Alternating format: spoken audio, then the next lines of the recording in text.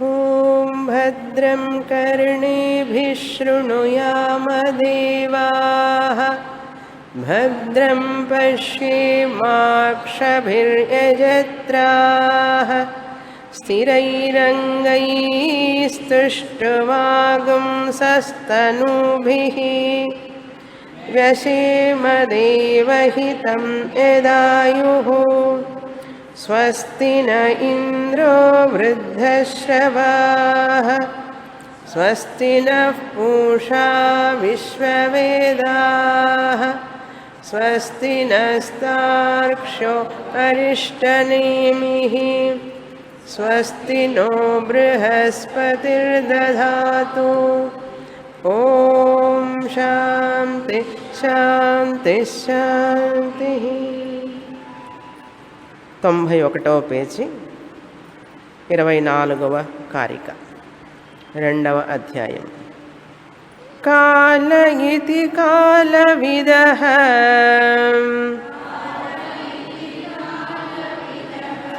దిశ ఇతి చ తద్విదః వాద ఇతి వాదవిదః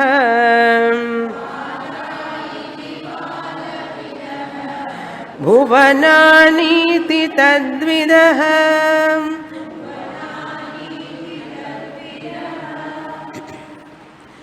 ఇరవై శ్లోకం నుంచి 28 వరకు గౌడపాదాచార్యుల వారు మానవుల యొక్క భ్రమలను గురించి చెప్తున్నారు. ఎటువంటి భ్రమ ఉంటుంది మనుషుల్లో?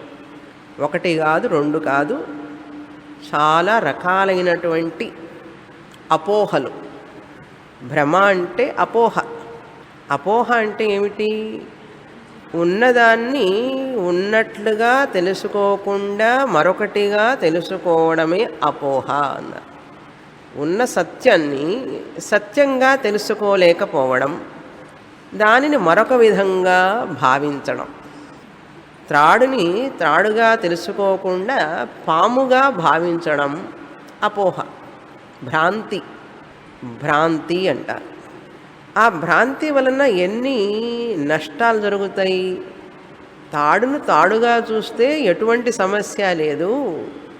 మంద అంధకారంలో తాడుని పాముగా చూడడం వల్ల భయం ఏర్పడి, ఆ భయం వల్ల దిగులు, పరిగెట్టి పోవాలని ఒళ్ళంతా చెమటలు పట్టడం, వణకటం అన్నీ మొదలు పెడతాయి. అదేవిధంగా మనం ఎప్పుడైతే ఈ జగత్తంతా కూడా ఆత్మస్వరూపమే అని మనం తెలుసుకోకుండా, ఆ జగత్ని బ్రహ్మం అని తెలుసుకోకుండా ఈ నామరూపాలు మనం చూసేవన్నీ కూడా నిజం అనుకుంటున్నాం. ఆ తాటి మీద సర్పాన్ని చూసినట్లే. ఇప్పుడు మన భయానికి కారణం ఏంటో తెలుసా? మన భయానికి కారణం మనం ఆ బ్రహ్మాన్ని చూడలేకపోవడమే. ఇక్కడ చూడడం అంటే బ్రహ్మాన్ని కళ్ళతో చూసేది కాదు, అది బ్రహ్మాన్ని తెలుసుకోవాలి. అది తప్ప రెండోది లేదు. మనకి ఎక్కడైతే పాము కనపడుతున్నదో నిజంగా పాము లేదు, ఉన్నది త్రాడే. తాడే పాముగా కనపడుతున్నది అనే సంగతి మనకు తెలియటంలే. ఆ భ్రాంతిలో ఉన్న తాడే పాముగా కనపడుతోంది అనే సంగతి మనకు తెలియక, అక్కడ రెండు వస్తువులు ఉన్నాయా? మనం పాముని చూస్తున్నప్పుడు పాము ఒకటి, తాడొకటి, రెండు ఉన్నాయా? లేదు కదా. ఉన్నది ఒక్కటే, కానీ వేరేగా చూస్తున్నాం మనం. అదేవిధంగా ప్రపంచం మనం చూసేటప్పుడు అంతా కూడా ఉన్నది బ్రహ్మం అయితే, ఆ బ్రహ్మం మీద మనం ఈ నామరూపాలన్నీ చూస్తూ నిజం అనుకుంటున్నాం.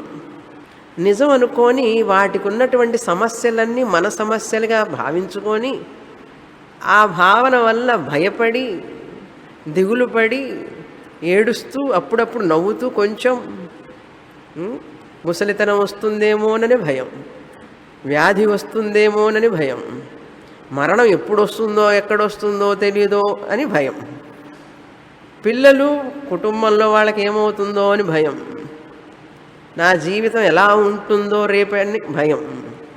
మనకు దేని గురించి అండి భయం లేదు? ఉదయం లేస్తే రాత్రి వరకు భయమో భయం. ఉంటే ఉండనివ్వండి, భయం పర్వాలేదు కదా, బాగానే ఉంది కదా అంటే భయంలో ఉండడానికి ఇష్టపడతారా ఎవరన్నా? ఆ భయం నుంచి పోవడానికి గుళ్ళు గోపురాలు తిరిగి తిరిగి కాళ్ళు అరిగిపోయి చెప్పులు అరిగిపోయే వరకు భగవంతుడా నాలో భయం పోగొట్టు, నాకు శాంతి నీవు, నాకు ఏం వద్దు శాంతి నీవు అంటాడు. ఫస్ట్ నాకు డబ్బులు ఇవ్వు, నాకు ఇల్లు ఇవ్వు, పిల్లలు కావాలి, అది కావాలని అడిగి 1 సంవత్సరం కాదు, 2 సంవత్సరాలు కాదు, దశాబ్దాల తరబడి అడిగి చివరికి వాటి వల్ల ఏమి సుఖం లేదని తెలుసుకొని నాకేం వద్దని చెప్పి చెప్తాడు. ఇప్పుడు 70 ఏళ్ల తర్వాత నాకేం అక్కర్లేదండి స్వామిని, మనశ్శాంతి ఉంటే చాలు. ఇది ముందే అడగచ్చు కదా, అడగలేదు, ఇప్పుడు అడుగుతాడు. సరే, ఆ మనశ్శాంతి కావాలని కోరుకుంటాడు మనిషి. శాస్త్రం అంటుంది దీపం ఉండగానే ఇల్లు చక్కబెట్టుకో అంటుంది.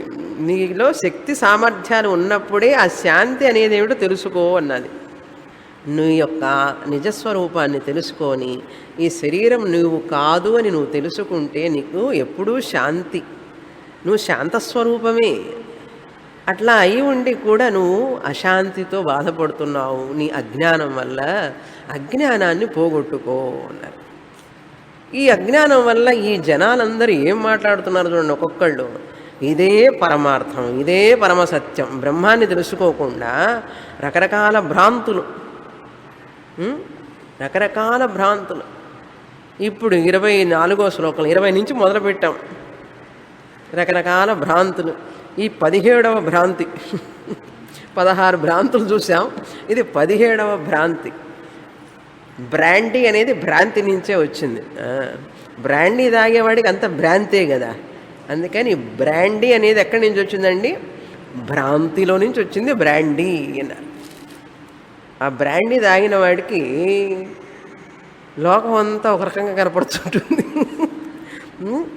ఏదో రకరకాలుగా కనపడుతుంది.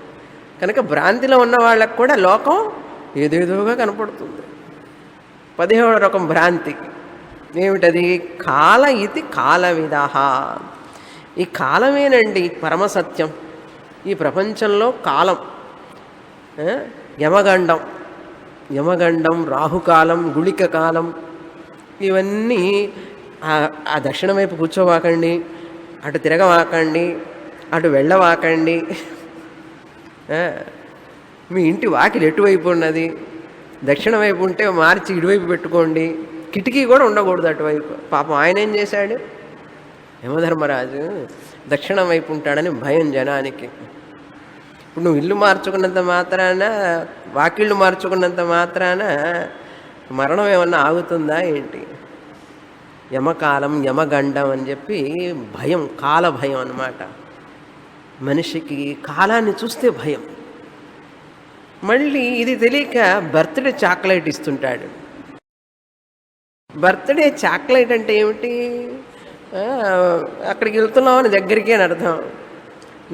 అందుకని మన వాళ్ళు వీడు ఏడుస్తాడు లేకపోతే అని చెప్పి అప్పుడప్పుడు గుర్తు చేస్తున్నాడు, చాక్లెట్ ఇచ్చుకో. ఈ చాక్లెట్ పెట్టలేదనుకోండి ఏం చేస్తాడు? అమ్మో అయిపోతుంది నా ఆయుష్ను, బాధపడతాడని చెప్పి అట్లా పెట్టారు మన వాళ్ళు. పుట్టినరోజు పండగే పండగని పుట్టినరోజు అనేది. సరే చేసుకో పర్వాలే, కానీ మర్చిపోవాకు.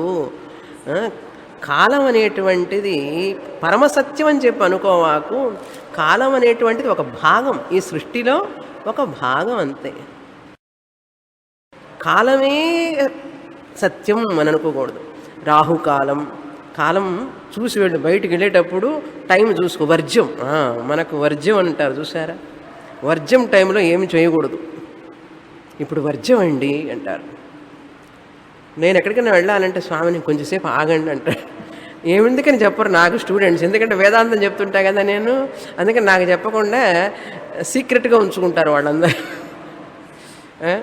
టిక్కెట్లు బుక్ చేయాలంటే కాలం చూస్తారు, కార్లో వెళ్ళాలంటే కాలం చూస్తారు, బయటికి వెళ్ళంగానే ఎవరన్నా తుమ్మాడంటే అంతే, ఎవరు ఎదురు వస్తున్నారా అని చూస్తారు. అందుకని ఎవరన్నా ఎదురు వస్తారేమని చెప్పి మనమే పంపిస్తాం ఒక మనిషిని ఎదురుగా. ఇంట్లో కొంచెం మంచి నక్షత్రం ఉన్నవాళ్ళని పిలిచి నువ్వు రామ్మా ఎదురుగ్గా రా అంటే, నేను మిగతా వాళ్ళందరికీ ఏమన్నా దోషమా? వాళ్ళు ఎంత బాధపడతారు. మా ఇంట్లో అట్లాగే చేసేవాళ్ళు. చిన్నప్పుడు ఒకళ్ళని మాత్రం ఎప్పుడు ఎదురుగా రమ్మంటుండేవాళ్ళు. మిగతా పిల్లలందరూ ఎంత బాధపడతారు అని తెలియదు పెద్దవాళ్ళకి. ఎదురుగా వస్తే అంటే ఈ లోపల ఎవడైనా ఎదురుగా వచ్చినా కూడా బాధ ఉండదన్నమాట. పొద్దున్నే ఎవరి మొహం చూశానో అంటుంటారు.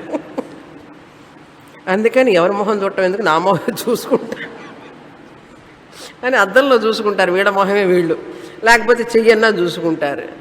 ఏమిటి ఇవన్నీ అంటే భ్రాంతి పైత్యం అని అర్థం. అజ్ఞానానికి ప్రతీకలు ఇవన్నీ కూడా. అది కాల విదాహ అన్నారు. వీళ్ళంటే లౌకికులు అన్నమాట. వీళ్ళందరూ లౌకికులు, లౌకికంగా జీవించేవాళ్ళు కాల విదాహ. అందుకని ఏం చేస్తుంటారంటే న్యూమరాలజీ పేర్లు మార్చుకోవడం, అది పెట్టుకొని ఉంగరాలు పెట్టుకొని ఎన్నెన్నో కష్టపడుతుంటారు. ఇంకా అవ్వలేదు, ఉన్నదండి 18. వాద ఇది వాద విదహ అన్నారు. వాద అంటే రకరకాల వాదాలు చేసేవాళ్ళు. అవి మణి, దిశ ఇది దిశ విధ 18 కరెక్ట్. దిశ అంటే దిక్కులు. ఈ దిక్కులో ఏముంది, ఆ దిక్కులో ఏముంది, ఈశాన్యం, నైరుతి, ఉత్తరం, దక్షిణం, పడమర, దిక్కులు ప్రధానం చాలామందికి. ఏ దిక్కైనా తల రాత సరిగా లేదంటాడు. అదేమంటే నా తలరాత సరిగ్గా లేదు అంటే ఏమిటి, కాలం బాగలేదు, దిక్కులు బాగలేవు అని చెప్పి బాధనమాట. అంటే ఈ 8 పైన క్రింద మొత్తం 10 దిక్కులు, ఉత్తరం, దక్షిణం, పడమర 4 దిక్కులు, ఈశాన్యం, నైరుతి ఇవన్నీ ఉన్నాయి కదా, ఇవి 4, మళ్ళీ అప్ డౌన్, మొత్తం 10 దిక్కులు. ఈ 10 దిక్కుల్లో ఏదో దోషం ఉందనేవాడు ఉన్నాడు. ఆ దిక్కులో పెట్టకూడదండి, ఈ దిక్కులో పెట్టకూడదు, మీకు అందుకే అచ్చి రాలేదు, బిజినెస్లో నష్టం వచ్చింది. ఏమిటయ్యా అంటే అక్కడ ఆ మూలలో అది పెట్టకూడదు, ఈ మూలలో ఇది పెట్టకూడదు, ఇలా అన్నమాట. ప్రతిదానికి ఇంకా అదే అబ్సెస్డ్ అంటారన్నమాట. వాదం అంటే ఏమిటి, నేను చెప్పిందే సత్యం, ఇదే పరమసత్యం, దీనికంటే పరమసత్యం లేదు. ఒకడికేమో కాల పిచ్చి, ఒకడికేమో దిక్కులు పిచ్చి. ఇంకా వాడికున్న పిచ్చిని అవతల వాడికి అంటిస్తాడు కాస్త. భయం కలుగుతుంది మనకు కూడా, అమ్మ నిజంగానే. అందుకని మనస్సుకి ఇన్ఫెక్షన్ వస్తుంది వెంటనే.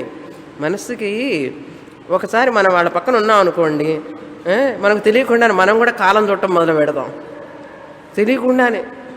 అది ఒక సెంటిమెంట్ అయిపోయి తర్వాత బాధపడుతూ, లగ్నం పెట్టాలంటే లగ్న పత్రిక రాయాలంటే చూడవద్దు అంటం లేదు, ఇంకా దాన్ని అదే మన జీవితాన్ని నడిపిస్తున్నది అన్నట్లుగా కాకూడదు. జాతకం చూడొద్దని చెప్పలేదు, కాలం చూడకూడదని చెప్పలేదు, చేసేటప్పుడు కాలం చూసి చేయాలి. కానీ ప్రతిదానికి అదే ఆలోచిస్తూ ఉంటే ఇంకా పిచ్చి పడుతుంది వీడికి. అసలు నిద్ర పట్టదు కదా, నిద్ర పట్టదు అస్సలు. తల ఏ దిక్కులో పెట్టుకున్నాం అని చూస్తుంటాడు. అదేదో పిరమిడ్స్ ఇట్లా పెట్టుకుంటే నీకు ఎనర్జీ ఇటు తిరుగుతుంది, అటు తిరుగుతుంది అంటుంటాడు. ఎనర్జీ ఎటు తిరుగుతుంది? రాత్రిపూట తల ఎటు పెట్టి పడుకోవాలి, అది పెద్ద విషయం. ఇట్లా దిక్కులు గురించి మరీ అదే ఒకే పిచ్చిగా మనిషి ఆలోచిస్తూ ఉంటే తర్వాత బుద్ధి పనిచేయదు కదా మనిషికి. వాటిలోనే అబ్సెస్ అయిపోతాడు మనిషి, ఇంకా ఓవర్ పవర్ అయిపోతుంది మనస్సు అంతా దాంట్లోనే. అందుకని ఏ దిక్కైనా కూడా ఎవరో చెప్పారట, సదాశివ బ్రహ్మేంద్ర ఎవరో ఆయన దేవుడు ఉన్న వైపు కాళ్ళు పెట్టుకొని పడుకున్నట. పడుకుంటే ఒకడొచ్చి అట్లా పెట్టుకున్నారేంటి కాళ్ళు, అటు దేవుడు ఉంటే ఎంత తప్పు, కాళ్ళు తిప్పి ఇది పెట్టుకోండి అన్నట. ఇటు పెట్టుకున్నాడంటే ఇటు పెట్టుకున్నాడట. ఇటు పెట్టుకోగానే ఆ దేవుడు రూపం ఇక్కడ కనపడిందట. ఇక్కడికి ఉందని చెప్పి మళ్ళీ అటు పెడితే అటు కనపడిందట. దేవుడు ఎక్కడ లేడు, అంతటా ఉన్నాడు, అంతటా ఉన్నాడు దేవుడు. కనుక దిక్కుల గురించి కూడా మనం టూ మచ్గా పట్టించుకోకూడదు. అది ఓకే, మనకున్న పైత్యాన్ని అందరికీ ఇవ్వకూడదు. వాద ఇది వాద విధ. వాద అంటే 3 రకాలైన మకారాలు: మణి, మంత్ర, మూలిక. మణి, మంత్ర, మూలిక. కొన్ని మణులు ఉంటాయి. జమ్ము ఇది పెట్టుకుంటే నీకు కలిసి వస్తుంది చూడు, నువ్వు వెలిగిపోతావు అంటాడు. అది ఎంత అన్నాడు? Only 50 lakhs. ఆ మణి పెట్టుకో అన్నాడు. నవరత్న మణులు పెట్టుకో అన్నాడు. నీ నక్షత్రానికి, నీ పేరుకి ఈ మణికి సరిపోతుంది కరెక్ట్గా. అందులో చూపిస్తాడు కూడా టీవీలో దానికి ప్రత్యేకంగా ఒక షో ఉంటుంది. ఏమండి మీ నక్షత్రం చెప్పండి, దానికి తగినట్లుగా మేము మణి చెప్తామన్నారు. అది పెట్టుకుంటాడు. అప్పటి నుంచి బిజినెస్ పెరుగుతున్నదా లేదా అని చూసుకుంటూ ఉంటాడు. ఇది పెట్టుకున్నా పెరగలేదయ్యా అన్నట్టు ఇంకొక మణి వేయండి దాని మీద. అట్లా మణి. ఇదే వాదం దాంట్లో ఉందండి, పవర్ అంతా కూడా. ఇదే పరమసత్యం అంటారు మణివాదం. తర్వాత మంత్రవాదం. మంత్రం చాలా పవర్ఫుల్ అన్నమాట. ఆ మంత్రం కనుక నువ్వు చెప్పావు అంటే అది పనిచేస్తుంది. అది మంత్రవాదం. మంత్రవాదాన్నే రసవాదం అంటారు. ధాతువాదమని, రసవాదమని, మంత్రవాదమని, ఇవన్నీ కూడా. ధాతువాదం అని ఒక వాదం ఉంది. ఏం వాదం అంటే అది ఇనుముని బంగారంగా మార్చడం, పాదరసాన్ని బంగారంగా మార్చడం, ఇలాంటివి చేస్తూ ఉంటారు. పరుసవేది. అది చేస్తే ఇంకా దాన్ని మించిన లేదు. అందుకని ఈ మెటల్స్ని ఈ రకంగా మార్చవచ్చు. అంటే మనం అనుకున్నది, నీకు ఏదన్నా మంచి జరగాలంటే చెప్పు, నేను చేసి పెడతాను ఇది అంటాడు. ఇలా కనుక చేశామంటే నీ జాతకం మారిపోతుంది అంటాడు. అందుకని ఇట్లాంటి పైత్యం ఒకటికి ఉంటుంది. ఈ పైత్యం అన్నమాట ఇవన్నీ. ధాతువాదమని, మంత్రవాదమని, మౌలికలు. ఒక్కొక్క మూలిక పెట్టి, ఈ తాయిత్తు ఏమిటి, చిన్నప్పుడు తాయిత్తు కట్టేవాడు. ఏమిట్రా అంటే అందులో ఒక మూలిక పెట్టి, ఆ మూలిక పెట్టుకుని కట్టుకున్నావంటే నీకు అన్నీ సక్రమంగా జరిగిపోతాయి. సోది చెప్పడం సోది. ఏమిట్రా సోది అన్నాడు. సోది చెప్పేవాళ్ళు వస్తుంటారు. వచ్చి వాడు చెప్తాడు. ఏం చెప్తాడు? నీకు అట్లా జరిగింది ఫలానప్పుడు, నీకు ఇట్లా జరిగింది ఫలానప్పుడు, ఇప్పుడు ఈ ఒక మూలిక పెట్టుకో అంటాడు. వాడు ఎక్కడి నుంచో మూలిక తీసుకొస్తాడు. ఆ మూలిక కట్టుకొని ఇక్కడ గుడ్డలో కట్టుకొని చేతికి కట్టుకుంటాడు. ఇంకా మారిపోతుంది నా జాతకం అంతా అంటాడు. ఏమిటంటే మూలికే పరమసత్యం, బ్రహ్మం కాదు, మూలికే పరమసత్యం అన్నాడు. ఆ మూలిక నడిపిస్తుంది వీడి జీవితం అంతా కూడా. మూలికతో అబ్సెస్ అయిపోతాడు మనిషి. మూలికవాదం, మంత్ర, మూలిక, మణి, ఇట్లాంటి వాదాలు ఉన్నాయండి రకరకాలుగా. దీన్నే హెర్బ్స్ అంటారు. మూలిక అంటే ఏమిటి? హెర్బ్స్ అంటారు. అండ్ వేరువాదం, అసలుగా చెప్పాలంటే వేరువాదం. ఆ వేరులో ఉందండి. ఆ వేరు గనక మీ ఇంట్లో తెచ్చి పెడుతుండేవాళ్ళు చిన్నప్పుడు, తెలుసా? ఇంట్లో మూలన గనక వేయండి, అక్కడ పెట్టండి, ఇక్కడ పెడితే మీకు అంత దశ మారిపోతుంది అంటాడు. ఇప్పుడు రాహుదశ ఉన్నది, కాస్త మీకు శుక్రదశ వస్తుంది, మహర్దశ వస్తుంది అంటాడు. అనగానే మూలిక అక్కడ పెట్టుకుంటాడు. ఇంతకంటే ఏం పైత్యం కావాలి వీడికి చెప్పు? అది మూలికవాదం. బీజాక్షరాలు కూడా. మంత్రం అంటే కొన్ని బీజాక్షరాలు. ఆ బీజాక్షరం పట్టుకొని ఆ బీజాక్షరం చదివితే ఇంకా దాన్ని మించినది లేదంటాడు. అదే పరమసత్యం అంటాడు. ఆ బీజాక్షరమే పరమసత్యం ఒకడికి, మంత్రం అన్నమాట. ఇట్లా రకరకాలుగా మనుషులు. రేఖలు కూడా, కొన్ని రేఖలు గీస్తారన్నమాట. పామిస్ట్రీ. రేఖలు కూడా మారుస్తూ ఉంటారు. నేను మారుస్తా చూడు, నీ రేఖ మారిపోతుంది చూడు అంటాడు. పేరు మారుస్తున్నారు ఎట్లా. అందుకని స్పెల్లింగ్లు చదువుతుంటే మనకేం అర్థం కాదు. ఇదేమిట్రా అంటే ఆయన చెప్పాడండి, న్యూమరాలజిస్ట్ అంటాడు. అట్లాంటి భ్రాంతి అనమాట. తర్వాత 20 భువనాని ఇది తద్విధ. భువనాని అంటే 24 భువనాలు. కిందటిసారి భూలోక, భువర్లోక, సువర్లోక చదివా, 3 లోకాలు. అంతేకాదు విష్ణు పురాణం చదివితే తెలుస్తుంది మనకి ఎన్ని లోకాలు ఉన్నాయో. అతల వితల సుతల పాతాల తలాతల రసాతల మహాతల, క్రింద 7 లోకాలు, పైన 7 లోకాలు కాకుండా 14 లోకాలే కాదు, ఇంకా ఎక్కువ ఉన్నాయిట. రకరకాల లోకాలు ఉన్నాయి. ఆ లోకాలే పరమసత్యం అనుకుంటుంటాడు మరొకడు. ఏ ఏ లోకాల్లో ఎక్కడెక్కడ ఎవరెవరు ఉన్నారో అన్నారు. నీకేం తెలుసు? నీకెందుకు ఆ లోకాల గురించి? ఆ? మనం ఎక్కడికి పోతాము, ఏ లోకంలోకి పోతాము, పోయిన తర్వాత ఇక్కడున్న లోకం గురించి పట్టించుకోవడం లేదు. చనిపోయిన తర్వాత ఏ లోకంలోకి వెళతామో ఏమైపోతామో అని చెప్పి బాధపడతాడు. ఉం? అవసరమా? ఇప్పుడు ఉన్న లోకంలో చక్కగా ఆనందంగా జీవించవచ్చు కదా. పోయిన తర్వాత ఏ లోకంలోకి పోతాను, ఆ, ఏ లోకంలోకి పోతావు, పోవాల్సిన చోటికి పోతావు. అది భువనాని. తర్వాత శ్లోకం 25వ శ్లోకం.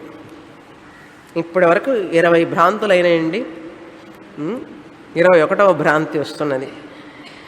మన ఇతి మనోవిదః బుద్ధిరితి చ తద్విదః బుద్ధిరితి చ తద్విదః చిత్తమితి చిత్తవిదః ధర్మాధర్మౌ చ తద్విదః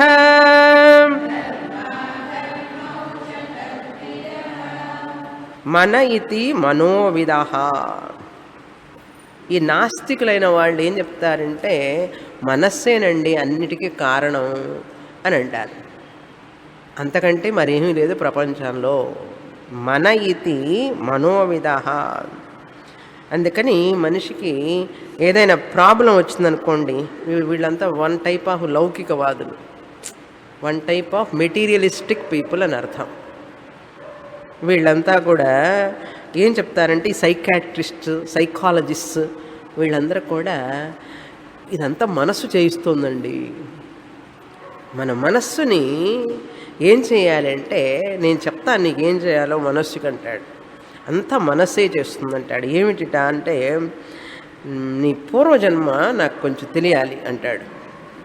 నీకు పూర్వజన్మ నాకు తెలియాలి. అందుకని ఏం చెప్తారంటే వాడిని పడుకోబెట్టి వాడికి హిప్నోటైజ్ చేస్తారు. చేసి ఇప్పుడు చేసి చెప్పు ఇప్పుడు చెప్పు ఇప్పుడు చెప్పు అంటాడు. ఏమిటన్నాడు వాడికి ఇట్లా చేసేటప్పటికి అన్నీ చెప్తాడు వాడు బయటికి. చూసావా నీ పూర్వజన్మ అంతా జ్ఞాపకం వస్తుంది నీకు, అప్పుడు చేసిందంతా కూడా ఇప్పుడు బయటపడుతున్నది, దాని యొక్క ఫలితమే ఈ సమస్య అంతా కూడా. కనుక నువ్వు సబ్కాన్షియస్లోకి వెళ్ళిపో, నీ మనస్సు నువ్వు మార్చాలి అంటాడు. అదే ప్రధానంగా అనుకుంటాడు మనిషి. ఈ సైకాలజిస్ట్, సైకాట్రిస్ట్ వీళ్ళందరికీ మనస్సే పరమసత్యం అన్నారు. పరమసత్యం మనస్సే అన్నాడు. పూర్వజన్మ గురించి తెలుసుకోవడం అన్నమాట. అన్కాన్షియస్ మైండ్ ఒకటి ఉంటుంది. అన్కాన్షియస్ మైండ్, ఆ అన్కాన్షియస్ మైండ్లో కనుక వెళ్ళామంటే లోపల నీకు పూర్వజన్మ వృత్తాంతం అంతా తెలుస్తుంది. ఇప్పుడు ఉన్నటువంటి వాటన్నిటికీ అడ్జస్ట్మెంట్ ఎక్కడ ఉంటుందయ్యా అంటే అక్కడ ఉంటుందన్నాడు. ఇప్పుడు జరగడానికి ఈ సమస్యలకి మా అబ్బాయికి ఇట్లా ఎందుకు ఉందంటారు అంటే ఏం లేదు పాపం వాడికి పూర్వజన్మలో ఆ ప్రభావం అంటాడు. అంటే వీళ్ళు విల్ పవర్ని నమ్మరు. మన విల్ పవర్ని చూసామా, ఇప్పుడు ఇలా చేయాలి అలా చేయాలంటే నమ్మరు వాళ్ళు. ఏముందో నా పూర్వజన్మ దాని ప్రకారం జరిగిపోతుంది అంటాడు. తన ప్రయత్నం చేయడు. మనం ఏం చేసినా లాభం లేదండి. అందుకని చెప్పి ఆ అన్కాన్షియస్ మైండ్లో ఎప్పుడో పూర్వజన్మలో జరిగిన దాని గురించి చెప్పి వీడికి ఇప్పుడు హిప్నోటైజ్ చేసి నీకు దానివల్ల ఈ ప్రభావం కనుక ఈ ప్రాయశ్చిత్తం చెయ్యి అంటాడు, ఏదో ఒకటి చెయ్యి అంటాడు. అట్లాంటి మనస్సే ప్రధానంగా చెప్పేవాడు. ఎందుకంటే మన అన్కాన్షియస్ మైండ్ ఒకటి ఉన్నది, దాంట్లో ఎట్ట జరుగుతుందో ఆ విధంగా జరుగుతుంది అని. అందుకని ఏమిటి మనిషి యొక్క ప్రయత్నం ఉండదు కదా, మనం ఎన్ని చేసినా ఏం లాభం లేదండి. ఇదంతా కూడా అప్పుడు పూర్వజన్మలో ఉన్నటువంటి దాని యొక్క ఫలితం అంటూ ఉంటాడు. మనిషి అప్పుడు బలహీనుడైపోతాడు కదా. విలేజెస్కి వెళ్తే తెలుస్తుంది మనకి. ఇవన్నీ ఎక్కువగా మనం చూస్తుంటాం. వాడికి చేతబడి చేశారని, లేకపోతే వాళ్ళకి కొన్ని ప్రాబ్లమ్స్ ఉన్నాయని, మెంటల్ ప్రాబ్లమ్స్ ఉన్నాయని చెప్తారు. ఇవన్నీ నిజం కాదు. యాక్చువల్గా వీక్ మైండ్ అని అర్థం. ఆ వీక్ మైండ్ పీపుల్ వాళ్ళకి పాపం ఎన్నెన్ని పనిష్మెంట్లో ఇస్తారు. అది చేసి ఇది చేసి ఒళ్ళు కాల్చడం కూడా చేస్తారు. ఇవన్నీ ఏమిటంటే అదే సత్యం అనుకుంటారు వాళ్ళు. ఈ బ్రహ్మాన్ని తెలుసుకోకపోతే ఎన్ని భ్రాంతుల్లో పడిపోతాడు మనిషి. చూసారా, మన ఇది మనోవిదః అన్నారు. వాళ్ళకి రెండు మైండ్లు, కాన్షియస్ మైండ్ ఒకటి, అన్కాన్షియస్ మైండ్ ఒకటి. ఈ conscious mind is governed by unconscious mind. ఇప్పుడు మనకున్న మైండ్ ఏమిటి? Conscious mind. ఇప్పుడు నీకు కోపం వచ్చిందనుకో, ఈ కోపం వచ్చే మనస్సు ఎవరి చేత గవర్న్ చేయబడుతున్నది? Unconscious mind. అందుకని ఇప్పుడు మనం చేసే తప్పు పనులన్నిటికీ ఎవరు కారణం? Unconscious mind. ఎందుకురా నీ కోపం వస్తుందంటే, నా అన్కాన్షియస్ మైండ్లో అట్లా ఉంది, అందుకని కోపం వస్తుందంటాడు. పూర్వవాసన, అన్కాన్షియస్ మైండ్. అందుకని నా నా మనస్సు, నాకు అన్కాన్షియస్ మైండ్ నా అట్లా ఉంటుంది నా మనస్సు అంటాడు. అంటే దానికి కారణం అంటారు వాళ్ళు అనమాట. ఇప్పుడు మారడానికి ప్రయత్నం చేయడు. అది తర్వాత బుద్ధి ఇది తద్విదః అన్నారు. బుద్ధి ఇది తద్విదః అంటే ఈ బుద్ధిజం, బౌద్ధవాదులు ఉన్నారు చూసారు, క్షణిక విజ్ఞానవాదులు. వీళ్ళు ఏమంటారంటే బుద్ధే పరమసత్యం. ఇవన్నీ వీళ్ళందరూ ఏంటంటే పరమసత్యం అని చెప్పేవాళ్ళు అనమాట. ఇదే పరమసత్యం అని, బుద్ధి పరమసత్యం అన్నారు. ఏమిటి పరమసత్యం అని? ఇవన్నీ వెస్ట్రన్ సైకాలజీలో ఎక్కువగా వాడతారు ఇవన్నీ. క్షణిక విజ్ఞానవాది. అందుకని సన్యాసిని వాళ్ళు రీసెర్చ్ చేశారు, సన్యాసి మైండ్ని, మామూలు వాళ్ళ మైండ్ని. The most Sen mind is సన్యాసి మైండ్. ఎందుకంటే ఆ మైండ్ ఎటువంటి ఒడిదుడుకులు ఏమి ఉండవు అందులో, ఎటువంటి రాగ ద్వేష కోపతాపాలు ఉండకుండా ఎప్పుడు ఆ బ్రహ్మ స్వరూపంలో ఉండడం వల్ల రజోగుణ తమోగుణ సత్వగుణ వికారాలు అందులో కనపడవు. ఎందుకంటే శరీరం మనసు బుద్ధిని దాటి ఉన్నాడు మనస్సు జ్ఞానం వల్ల. అందువల్ల ఏమవుతుందంటే ఆ మనస్సు లోపల అలజడులు ఉండవు. అందుకని జ్ఞాని మైండ్, సన్యాసి జ్ఞాని మైండ్, నాట్ ఆర్డినరీ సన్యాసి. సన్యాసి జ్ఞాని మైండ్ ఈజ్ సేన్ మైండ్. దాన్ని మించినది లేదు ప్రపంచంలో. మిగతా వాళ్ళందరూ ఏమిటంటే they are overpowered by rajoguna tamoguna. అందుకనే వాళ్ళకి ఎప్పుడు ముఖం మారుతూ ఉంటుంది, ఊసర వెళ్ళి మారినట్టు. కోపం వచ్చినప్పుడు ఒక రకంగా ఉంటుంది, భయం వచ్చినప్పుడు ఒక రకంగా ఉంటుంది. ఈ జ్ఞానికి అవన్నీ వచ్చినా కూడా వ్యక్తం కావు. ఎందుకంటే అవన్నీ లోపల ఎక్కడో జరుగుతుంటే కానీ మైన్యూట్గా అవి వ్యక్తమయ్యేంత స్థూలంగా ఉండవు, బాధించవు మనిషిని. ఎందుకంటే ఆ మనస్సుకు సత్యత్వాన్ని ఇవ్వలేదు జ్ఞాని, మనస్సును మిథ్యాత్వం చేసేశాడు. అందువల్ల బాధించదు. అది నిజమైన మోక్షం అంటే. అది శాంతస్థితి, అది పరమశాంత స్థితి. అది కనుక వచ్చిందంటే మనల్ని ఎవ్వరూ ఏమీ చేయలేరు, చలింప చేయలేరు. అటువంటి స్థితిని మనం ఎలా పొందాలి అంటే జ్ఞానం ద్వారానే. ఆ బుద్ధిలో మనకు జ్ఞానం రావాలి, నేను బ్రహ్మస్వరూపాన్ని అనే జ్ఞానం రావాలి. వచ్చినప్పుడు మనల్ని ఏది చెలింప చేయలేదు. అది ఈ బుద్ధి. వీళ్ళు ఏమంటారు? బుద్ధే పరమసత్యం అంటారు. బుద్ధి పరమసత్యం ఎట్లా అవుతుంది? బుద్ధి మారుతూ ఉంటుంది, మనస్సు మారుతూ ఉంటుంది. మారేది సత్యం అవుతుందా? కానీ అది పరమసత్యం అంటున్నాడు. పొద్దున్న ఉన్నట్లేదు, మధ్యాహ్నం లేదు మనస్సు, నిన్న ఉన్నట్టు ఇవాళ లేదు. బ్రహ్మమేమో పరమసత్యం, ఎప్పుడు ఒకే రకంగా ఉంటాడు, చలనం లేకుండా ఆనందంగా పరమస్వరూపం. అయితే ఈ మనస్సు బుద్ధిని పట్టుకొని పరమసత్యం అంటే ఇంక వీడికి ఏమన్నా బుద్ధి ఉన్నదా అని బుద్ధు అంటారు. నార్త్ ఇండియాలో బుద్ధి లేని వాళ్ళని ఏమంటారు తెలుసా? బుద్ధు అంటారు. కనుక బుద్ధియే పరమసత్యం అని చెప్పి అనకూడదు, అది మారుతూ ఉంటుంది. తర్వాత ఇదే బుద్ధి అనేది క్షణిక విజ్ఞానవాదులు అన్నమాట వీళ్ళు. తర్వాత చిత్తమితి చిత్తవిద. చిత్తం అనేది ఇక్కడ వాసన. ఇందాక చెప్పిందేమో అన్కాన్షియస్ మైండ్. లోపల ఒక మైండ్ ఉంటుంది, బయట ఒక మైండ్ ఉంటుంది. ఏమండి లోపల మైండ్ బయట మైండ్ అంటే ఏమిటండి అన్నారు. మనం ఊరికినే కూర్చున్నప్పుడు ఒంటరిగా ఎవరు లేకుండా ఎక్కడెక్కడో ఆలోచిస్తుంటుంది మనసు. చూసారా? చాలా డీప్గా ఆలోచిస్తుంది. అది అన్కాన్షియస్ మైండ్. అందరికీ ఉండేది అన్కాన్షియస్ మైండ్. నేను ఎవరికి చెప్పం, ఎవరికి తెలియదు. అది మనకు మాత్రమే తెలుస్తుంది. అన్కాన్షియస్ మైండ్ లోపల ఏమిటేమిటో లోపల ఆలోచిస్తూనే ఉంటారు. చూసారా? లోపల ఆలోచిస్తున్నా అనేది అన్కాన్షియస్ మైండ్. అంటే even I'm not conscious of many times, some times only I'm conscious of that is called unconscious mind.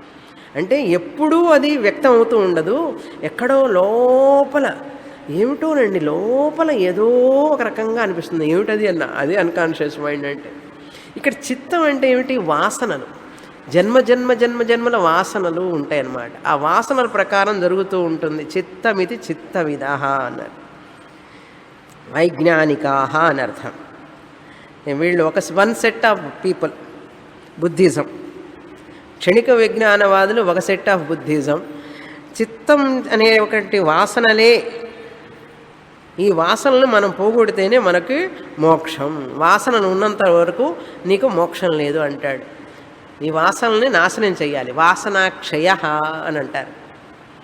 వాసనలు ఎక్కడి నుంచి వచ్చినాయి? పూర్వజన్మ నుంచి వచ్చినాయి. నువ్వు పుట్టేటప్పుడే వస్తాయి అవి. వాసనతో సంస్కారాలు అంటారు. ఆ సంస్కారాలు పుట్టుకతో బుద్ధి పుడకలతో కానీ పోదంటారు. ఏమిటిది అంటే అంటే ఏమిటది? వాడికి మంచి నేర్పుతున్నావా, చెడు నేర్పుతున్నావా మనం?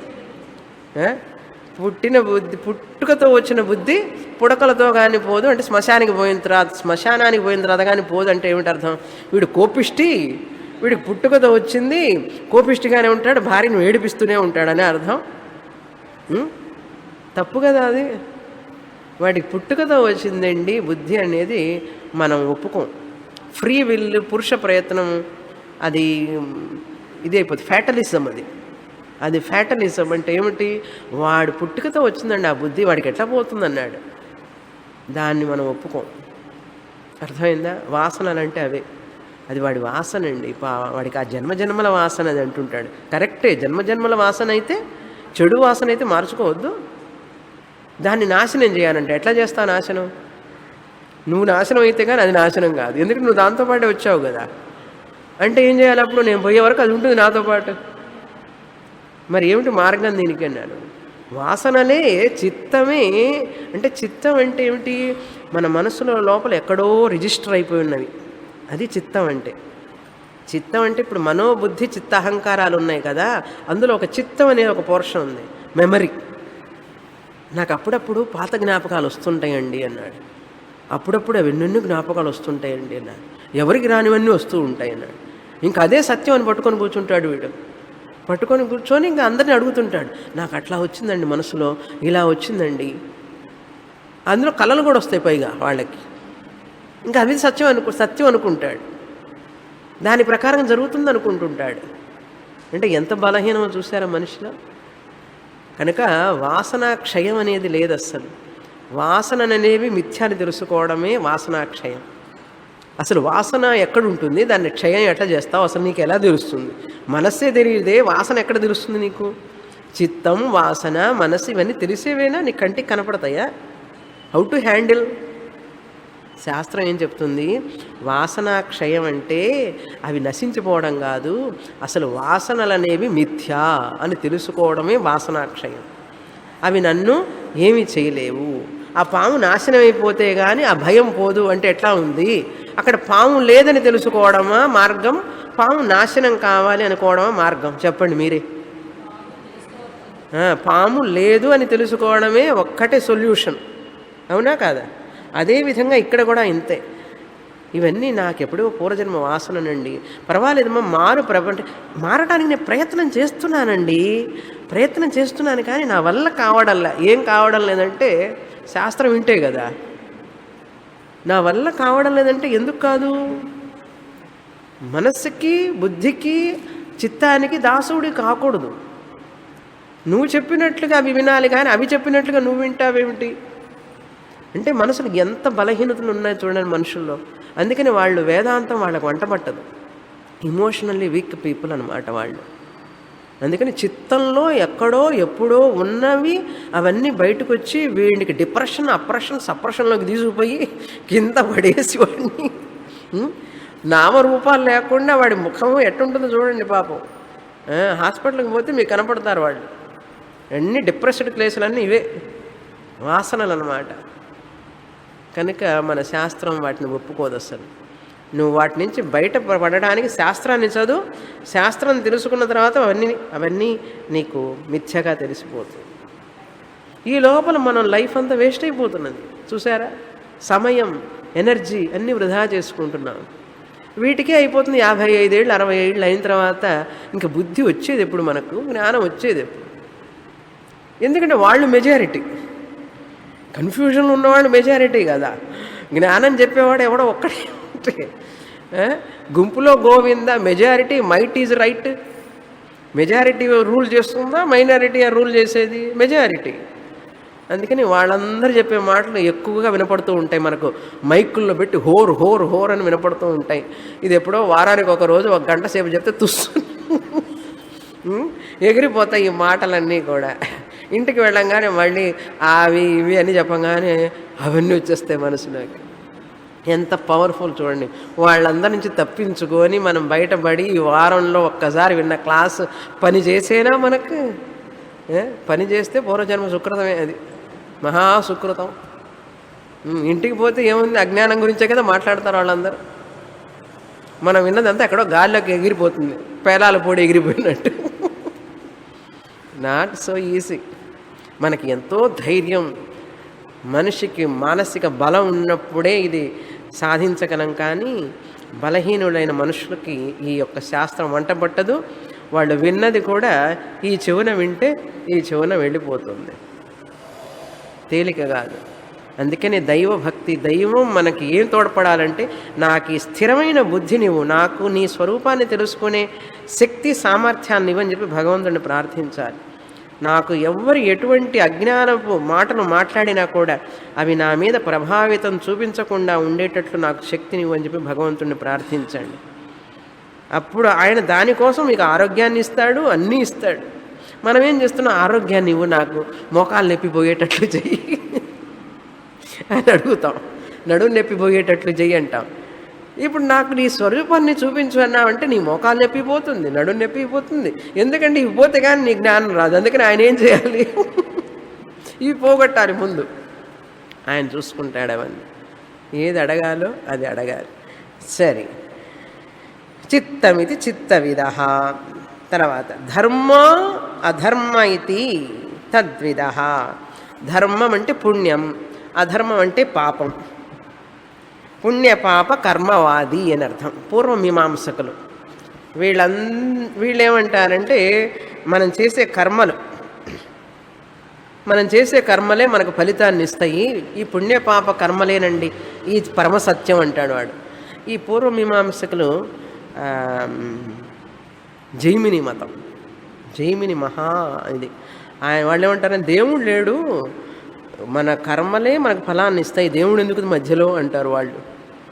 మనం చేసే కర్మలే మనకు ఫలాన్ని ఇస్తాయి. నీ జీవితం ఎవరు నిర్ణయిస్తారంటే, నువ్వు చేసే పుణ్యపాప కర్మలే నిర్ణయిస్తాయి. అందుకని పుణ్యపాపాలే పరమసత్యం, ధర్మ అధర్మం పుణ్యపాప కర్మలే పరమసత్యం అనేవాళ్ళు వీళ్ళు. తర్వాత శ్లోకం. పంచవింశక ఇత్యైకే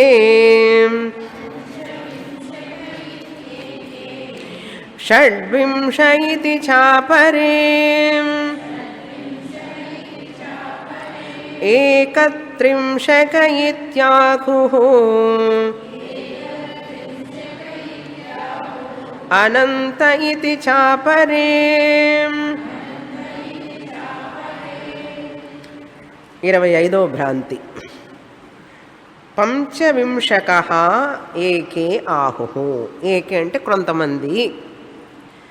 ఈ సాంఖ్యవాదులు, కపిల సాంఖ్య వాళ్ళు ఏం చెప్తారట, ఈ పరమసత్యం ఈ ప్రపంచంలో ఏమిటంటే 25 తత్వాలండి, 25 తత్వాలు ఉన్నాయి, ఆ తత్వాలే పరమసత్యం అని అంటాడు. ఏమిటి ఆ 25 తత్వాలంటే 13వ అధ్యాయం భగవద్గీతలో చూసాం. మూల ప్రకృతి ఒకటి, తర్వాత దాని నుంచి వచ్చేటటువంటి 7 వికారాలు, 7 వికృతులు. మహత్తు నుంచి, ప్రకృతి నుంచేమో ఏమేమి వచ్చినాయని చెప్తారనమాట. 7 వికారాలు వచ్చినాయి ప్రకృతి నుంచి. తర్వాత 16 వికారాలు, తర్వాత ఒక పురుష, మొత్తం 25.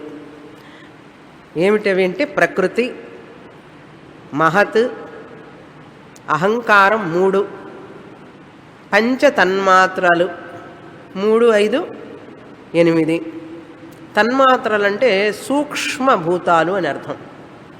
తన్మాత్రలు అంటే సూక్ష్మ భూతాలు, సటిల్ ఎలిమెంట్స్ అంటారు.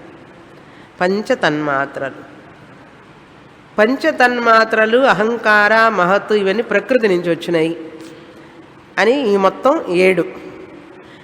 తర్వాత పంచమహాభూతములు 8 + 5. పంచమహాభూతాలు, దానికి ముందు అహంకారం, దానికి ముందు మహత్తు, ముందు ప్రకృతి. మొత్తం 8 + 5 13. తర్వాత పంచ జ్ఞాన ఇంద్రియాలు 13, 5, 18. క్యాలిక్యులేటర్ కావాలే? 18. తర్వాత పంచ కర్మేంద్రియాలు 5 కర్మ ఇంద్రియాలు 18, 5, 23. తర్వాత మనస్సు పురుష 25 అయిందా? ఈ మహత్తు నుంచి పంచ జ్ఞానేంద్రియాలు వచ్చినాయి. అహంకారం నుంచి పంచ కర్మేంద్రియాలు వచ్చినాయి. మహత్తు నుంచి రెండో దాంట్లో నుంచి పంచ జ్ఞానేంద్రియాలు, అహంకారం నుంచి పంచ కర్మేంద్రియాలు వచ్చినాయి. ప్రకృతి వికృతిగా మారింది అని అర్థం. ప్రకృతి వికృతిగా అంటే వికారం చెందింది అని అర్థం. ప్రకృతి యొక్క సప్త వికృతులు అని అర్థం. ఆ సప్త వికృతులే మళ్ళీ 5, 5గా వచ్చినాయి. ఇలా చెప్పేవాళ్ళు వీళ్ళు ఒక వాదులు. కపిల సాంఖ్యం అని పేరు దీనికి. తర్వాత 25 తత్వాలే ఈ ప్రపంచం, ఇదే సత్యం అని అంటారు. ఈ పంచభూతాలు, ఈ మనస్సు, ఇవన్నీ సత్యం. తర్వాత ఒకళ్ళు వచ్చి కాదు కాదు 26 తత్వాలు అన్నాడు. ఇంకొకటి తగ్గింది నీ దాంట్లో అన్నాడు. పతంజలి యోగ అది. పంచవింశకి అయిన తర్వాత 26వ భ్రాంతి షడ్వింశ ఇతి అపరే. కొంతమంది షడ్వింశ అంటే 26, వింశ అంటే 20, షట్ అంటే 6, 26. ఏమిటా 26 అన్నారు? నువ్వు చెప్పిన 25 తర్వాత ఒక ప్లస్ ఏమిటి? ఈశ్వర. ఈ సాంఖ్యులు, కపిల సాంఖ్యులు ఈశ్వరుని ఒప్పుకోరు.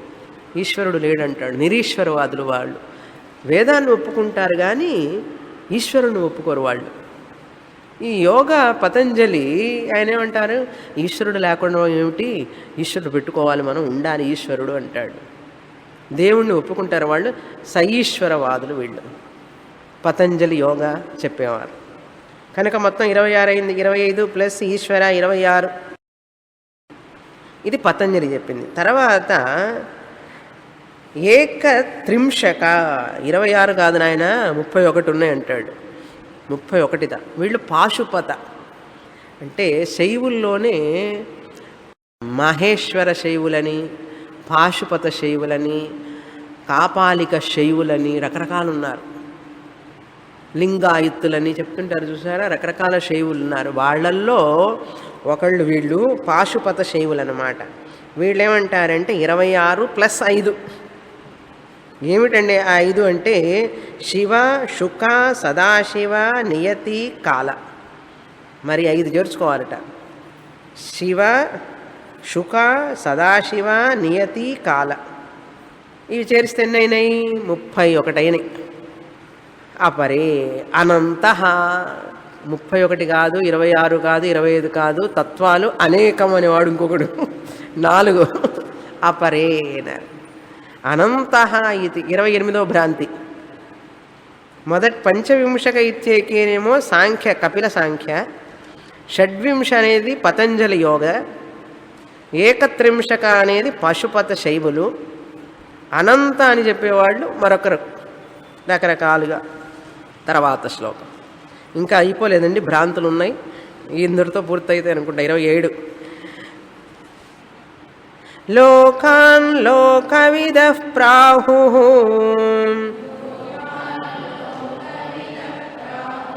ఆశ్రమా ఇతి తద్విదః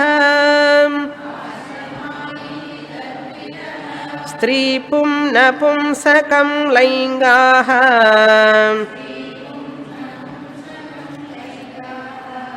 పరా పరమథా పరే.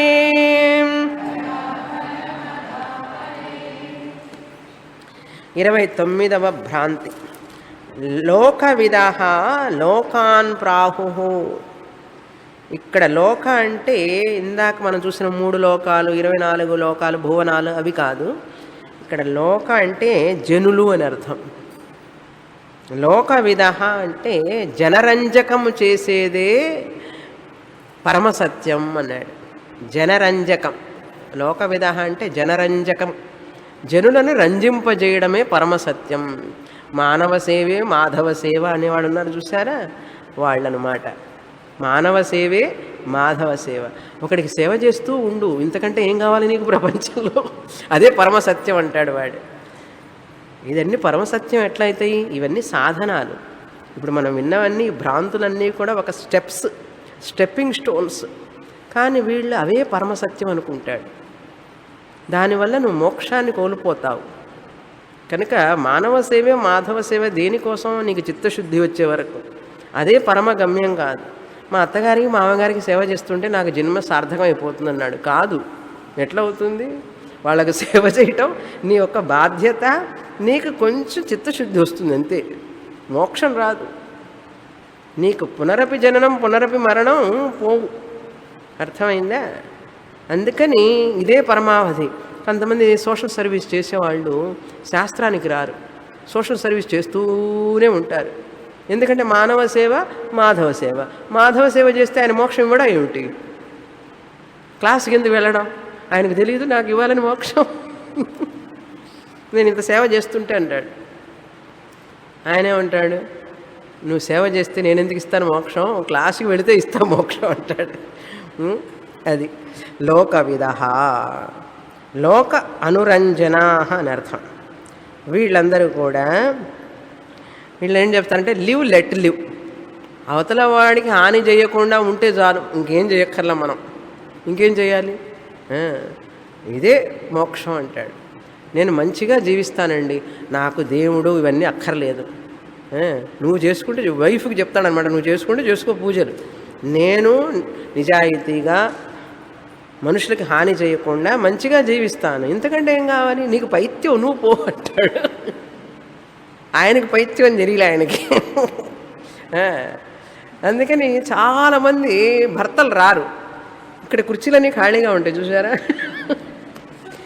ఏంటంటే భార్యకి ఏం చేస్తుంది పాపం, పైత్యం ఎప్పుడు దీపారాధన చేసుకుంటూ గుడికి పోతూ ఉంటుంది, గంటలు కొట్టుకుంటూ ఉంటుంది. ఇది దీనికి పైత్యం లేండి, అది ఎక్కడికి పోయినా ఏముంది అక్కడ నడిపి వాళ్ళు రారు, వాళ్ళ స్టేటస్కి తక్కువ. నాకు భార్య కూర్చున్న చోట తను కూర్చుంటే గుప్తా గారు లాగా అందరూ కూర్చుంటారా ఏమిటి? యాజ్ఞవల్క్యులు మైత్రేయిలాగా కూర్చుంటారు వాళ్ళు. ఇప్పుడు ఉన్న ప్రజెంట్ హస్బెండ్స్కి అందరికీ అట్లాంటి భావన ఉండదు కదా. భార్య అనేటప్పటికి ఏముంది, ఆవిడకి కొంచెం తక్కువ నాలెడ్జి, తక్కువ ఇదని చెప్పి. ఇప్పుడు ఉమెన్ ఎంపవర్మెంట్ వచ్చిందని వాళ్ళకి తెలియలే అని. అందుకని నేను ఎవరో అంటున్నారు ఒక చోట, ఉమెన్లో మ్యాన్ ఉన్నది, ఫీమేల్లో మేల్ ఉన్నది, షీలో హీ ఉందన్నాడు. So woman is versatile version of refined version of Bhagavan అన్నాడు. ముందు పురుషుణ్ణి పుట్టించాడట భగవాను. చూసారా నిన్న ఆర్టికల్? పురుషుణ్ణి పుట్టించాట, తర్వాత భగవంతుడికి తృప్తి రాలేదట, అందుకని స్త్రీని పుట్టించాట. అప్పుడు అట్లని గర్వపడమని కాదు, మనిషి సేవ చేయడమే కాదు కావాల్సింది, జ్ఞానాన్ని పొందడం అవసరం అన్నారు. హెచ్చు తగ్గులుగా అట్లా చూడడం స్త్రీ పురుషుల్ని అలా కాదు. సో లోక విదః లోకాన్ ఇది ప్రాహు. 30వ ఆశ్రమాః ఇది తద్విదః. బ్రహ్మచర్య ఆశ్రమం. కొంతమంది ఆశ్రమాలనే పట్టుకుంటారు. నువ్వు ఏ ఆశ్రమంలో ఉన్నావు? ఇప్పుడు నువ్వు గాయత్రి మంత్రం చదవాలంటే నీకు ఉపనయనం అయిందా? నువ్వు దీక్ష తీసుకున్నావా? నీ గృహస్థాశ్రమం ఉన్నదా? ఈ కర్మలు చేయాలంటే ఈ ఆశ్రమంలో ఉండాలి. ఇట్లా రకరకాలుగా ఆశ్రమాలనే పట్టుకొని మాట్లాడుతూ ఉంటారు. బ్రహ్మచర్య ఆశ్రమం, గృహస్థాశ్రమం, వానప్రస్థాశ్రమం, సన్యాసాశ్రమం, ఈ ఆశ్రమాలే ప్రధానం. ఇదే పరమసత్యం వాళ్ళకి. కానీ శంకరాచార్యులు వారు చెప్తారు, నవర్ణాశ్రమాచార ధర్మా నమే ధారణ ధ్యాన యోగాదయోపి అనాత్మాశ్రయోహం మమాధ్యాసహానాత్ తదేకో వశిష్ట శివ కేవలోహం. నేను శాంతం శివం అద్వైతం చతుర్థం ఆత్మ. నాకు వర్ణం ఏమిటి, ఆశ్రమం ఏమిటి, యోగం ఏమిటి, ధారణం ఏమిటి, ధ్యానం ఏమిటి, నాకున్నటువంటి అధ్యాసం అజ్ఞానం పోయింది, అనాత్మ భావన పోయింది నాకు. నేను ఆ పరమ సత్యాన్ని ఆత్మస్వరూపాన్ని అనుకున్న వాడికి ఈ వర్ణాలు ఆశ్రమాలు ఏవి అవసరం లేదు. కానీ నువ్వు ఆ జ్ఞానం వచ్చే వరకు ఇవన్నీ కూడా నీకు సాధనాలు.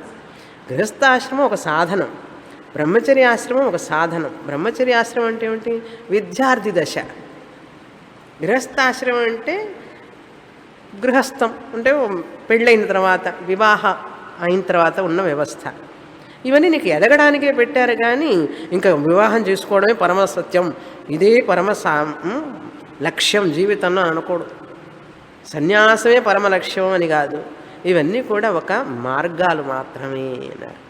అందుకని తాను పట్టిన కుందేటికి మూడే కాళ్ళు. ఈ భ్రాంతులన్నీ ఏమిటో తెలుసా? తాను పట్టిన కుందేటికి మూడే కాళ్ళు అనే రకాలు ఇవన్నీ. ఇంకా పరమసత్యం అదేనండి అంటాడు. అంతేకాదు స్త్రీ పుం నపుంసకం ఇది లైంగాహ. లైంగాహ అంటే వ్యాకరణ పండితులు అన్నమాట, వైయాకరణులు, గ్రామర్, సంస్కృత పాణిని గ్రామర్, శబ్ద బ్రహ్మమి అనేవాళ్ళు. వాళ్ళకి ఎప్పటికీ ఈ ఉత్పత్తి, ఈ ప్రత్యయ, ఈ గ్రామర్లు పదాలు ఉంటాయి కదా, ఆ పదాల్లో ఉన్నటువంటి ఇది స్త్రీలింగమా, ఇది పుంలింగమా, ఇది నపుంసకలింగమా, ఇది ఏ జెండర్లో ఉంది, ఇదే ఆలోచన వాళ్ళకి. అదే పరమసత్యం అనుకుంటూ ఉంటారు వాళ్ళు.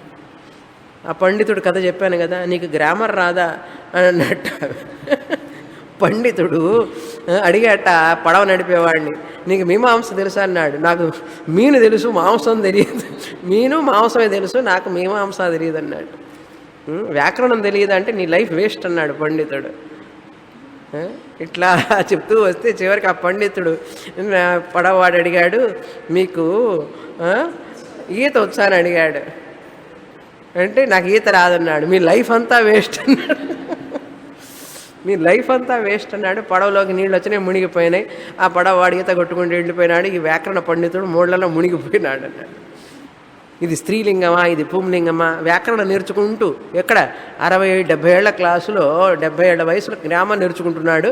వేదాంతం క్లాసుకి రావడంలా. ఏమిటయ్యా అంటే నాకు గ్రామర్ క్లాస్ ఉందండి అంటాడు. ఏం చెప్పాలి వాళ్ళకి? భగవద్గీత ముఖ్యమా, గ్రామర్ క్లాస్ ముఖ్యమా? 65 ఏళ్ళు వచ్చిన తర్వాత అట్లా ఉంటుంది పైత్యం అన్నమాట. ఒక్కొక్క శబ్దాన్ని పట్టుకొని ఆ శబ్దాలు ఏమున్నాయండి? ఇప్పుడు భార్య ఉంది, కళత్రం ఉంది. ఒక్కొక్క స్త్రీ కదా, భార్య అంటే స్త్రీ కదా. దారా, భార్య, 3 రకాలైన లింగాలు దానికి. ఏమిట్రా అంటే కళత్రం అంటే నపుంసకలింగం. నపుంసకలింగం నది అనేది స్త్రీలింగం. నదికి స్త్రీలింగం ఎట్లా వస్తుందండి? అది నది స్త్రీయా? స్త్రీలింగంలో ఉంటుంది.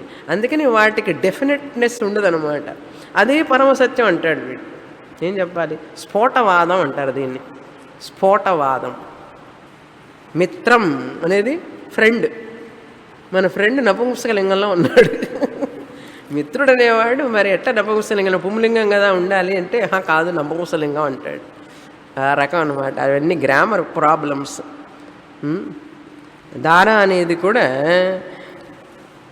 అదేవిధంగా రకరకాల డెఫినేషన్స్ ఉన్నారు. ఆ గ్రామర్లో చెప్తారు. బాల మనోరమ అని ఒక పుస్తకం ఉంది. అంటే చిన్న పిల్లలకి మనస్సుని రంజింపజేసేది బాల మనోరమ అని గ్రామర్, పాణిని గ్రామర్కి అది ఒక కమెంటరీ. అది చదివితే తూతా అనేది కూడా అర్థం కాదు మనకు. అది పిల్లలకి మనోరంజకం ఇచ్చేదిట. అట్లా చెప్తాం. బాల మనోరమ అని పేరు. సో భార్య అనేది స్త్రీలింగంట. కళత్రం అన్నా కూడా భార్యే, కానీ నపుంసకలింగం. ఇంకా కాలేదు. దార అంటే పుంలింగం. ఒక్క పత్ని వైఫ్కి 3-4 రకాల పేర్లండి. వైఫ్ని ఏమంటారు? భార్య అంటారు, కళత్రం అంటారు సంస్కృతంలో. భార్య అనేది సంస్కృత పదమే. దార అంటారు. ఈ 3 లింగాల్లో ఉన్నాయి చూసారా? ఏం లింగాలంటే భార్య స్త్రీలింగం, కళత్రం నపుంసకలింగం, దార పుంలింగం.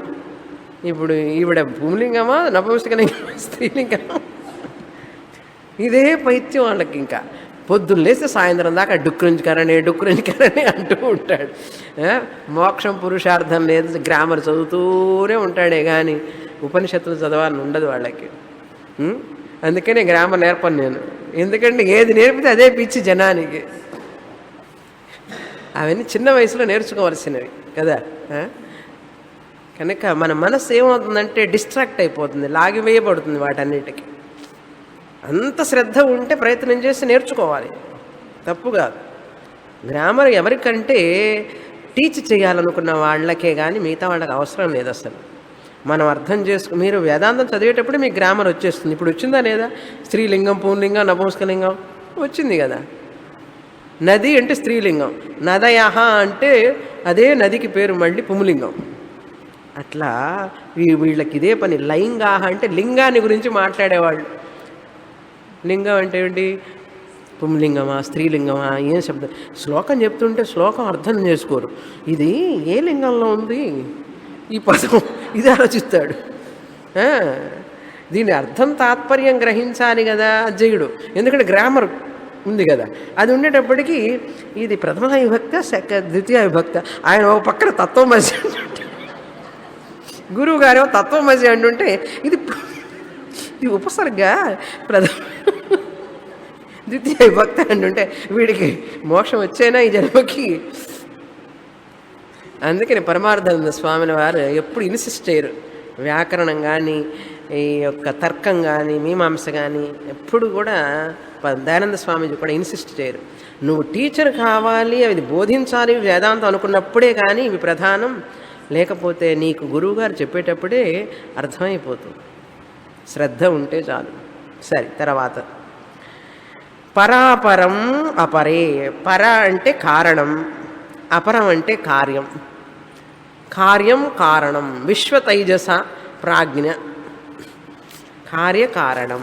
ప్రథమ పాద, ద్వితీయ పాదం విన్నాం కదా అక్కడ. అదేలాగా ఇక్కడ పరం అంటే నిర్గుణం బ్రహ్మ, అపరం అంటే కార్యం బ్రహ్మ, సగుణం బ్రహ్మ. పరం అపరం ఈ రెండే ఈ సృష్టికి పరమసత్యం అంటే వాళ్ళు. సగుణం అండ్ నిర్గుణం, కార్యం అండ్ కారణం, ఈ రెండే పరమసత్యం అనేవాళ్ళు. పరం కారణం అంటే హయ్యెస్ట్ అనమాట, అపరం అంటే లోవెస్ట్, సగుణం బ్రహ్మ. విశ్వతైజస కార్యం, కారణం ప్రాజ్ఞ, కారణరూపం బ్రహ్మ. తర్వాత శ్లోకం. సృష్టిరితి సృష్టివిదః లయ ఇతి చ తద్విదః స్థితిరితి స్థితివిదః సర్వే చేహతు సర్వదా. 33, 34, 35 3 భ్రాంతులు ఉన్నాయి ఇందులో ఈ కారికలో.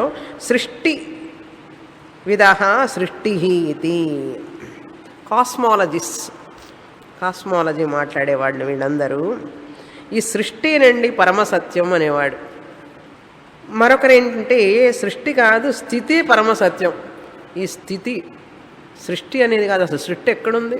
సృష్టి లేదు, ఎప్పుడూ ఉంటూనే ఉంది ఇది అన్నాడు. స్థితే పరమసత్యం అనేవాడు. లయ ఇతి చ తద్విదః, లయ అనేటువంటిదే పరమసత్యం అనేవాడు వాళ్ళొకళ్ళు. ఈ స్థితి విదః అనేది పూర్వమీమాంసకులు. వీళ్ళేమంటారంటే సృష్టి దేవుడు కదయ్యా చేశాడు అంటే, అసలు సృష్టి చేయడం ఏమిటి, సృష్టి ఎప్పుడు ఉందంటాడు. అనాది సృష్టి అంటాడు పూర్వమీమాంసకుడు. అందుకని స్థితి విదః వాళ్ళు. పూర్వమీమాంసకులు స్థితేనండి, సృష్టి ఎప్పుడూ ఉన్నది, ఈశ్వరుడు వచ్చి సృష్టి చేయక్కర్లేదు, ఎందుకంటే వాళ్ళు ఈశ్వరుని ఒప్పుకోరు కదా. అందుకని సృష్టి ఎప్పుడూ ఉన్నది కనుక స్థితే పరమసత్యం అంటాడు. అది లయ ఇతి తద్విదః సర్వే చేతు సర్వదా ఇహ అన్నారు. వీళ్ళందరూ కూడా ఏం చేస్తున్నారు? వాళ్ళ విశ్లేషణ చేసి వాళ్ళ భ్రాంతిని ప్రొజెక్ట్ చేస్తున్నారు. ఏది పరమ సత్యం కాదు, ఇందులో ఒక్కటి కూడా సత్యం కాదు. మరి ఏదయ్యా సత్యం అంటారు? ప్రపంచోపశమం శాంతం శివం అద్వైతం చతుర్థం మన్యంతే స ఆత్మ విజ్ఞేయ. అసలు విషయం చెప్పబోతున్నాను వినండి. ఈ భ్రాంతులు వీళ్ళందరూ కూడా ఇవందరూ సత్యం కాదు, పరమసత్యం ఆత్మ, తురీయాత్మ నువ్వే. ఎవడైతే ఈ భ్రాంతుల గురించి మాట్లాడుతున్నాడో విశ్లేషణ చేసేవాడే పరమసత్యం సబ్జెక్ట్. ఆ చెప్పేవన్నీ చెప్తున్నవన్నీ ఆబ్జెక్ట్ కిందకి వస్తాయి, అవి సత్యం కాదు. తర్వాత శ్లోకం నుంచి చెప్తారు. భ్రాంతులు అయిపోయినాయండి, 35 అయిపోయినాయి. ఇంకా తర్వాత నుంచి మనం అసలు విషయానికి వస్తాం. వైతథ్య ప్రకరణం మిథ్యాత్వ నిశ్చయానికి వచ్చేస్తాం. పూర్ణమదః పూర్ణమిదం పూర్ణాత్ పూర్ణముదచ్యతే పూర్ణస్య పూర్ణమాదాయ పూర్ణమేవావశిష్యతే. ఓం శాంతి శాంతి శాంతి. హరి ఓం. శ్రీ గురుభ్యో నమః. హరి ఓం.